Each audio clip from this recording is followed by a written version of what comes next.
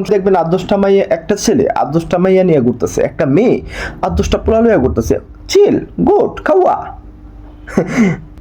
আর আমরা সময় কি ছিল জানো, মাইয়াই ছিল 4-5টা, হাসি খুশি পুষি তুষি শেষ। আর আর মাইয়াই ছিল না।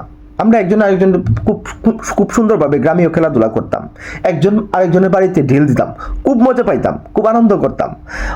ওর বাসার থেকে বেলে চাপ দিয়া দৌড়া এসে পড়তাম, খুবই মজা লাগতো, খুবই ফানি লাগতো। ওরে আরেকজনে বলতাম আজকে তো বেটা কাম করছি বেটা, ওর বাসায় তো বেল দিয়া দৌড়ায় আইসা পড়ছি, ও তো আমার কুইজা অস্থির। এই সমস্ত কিছু গল্প করতাম। আর এখনকার যুগের পোলাপান এসে কি করে জানো, হাসি খুশির উপর ওইটা ওর বেল চাপ দিয়া ওইটা দেয় দৌড়। এটা কোনো কথা?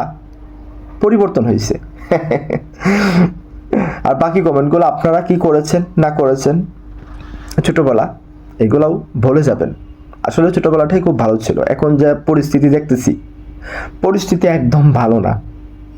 মানুষের একটা মেয়ের বয়স কত আল্লাহ চিন্তা করেন, 11 বছর বয়স শেষে মানুষ খেলাধুলা করতো। আমরা যেগুলা করতাম এগুলো তো আমি প্রথম ভিডিওতে বললামই, আর ওরা এখন যেগুলা করে এটা লাস্ট ভিডিওতে আমি বলে দিছি, জোকসের লাস্ট ভিডিওতে।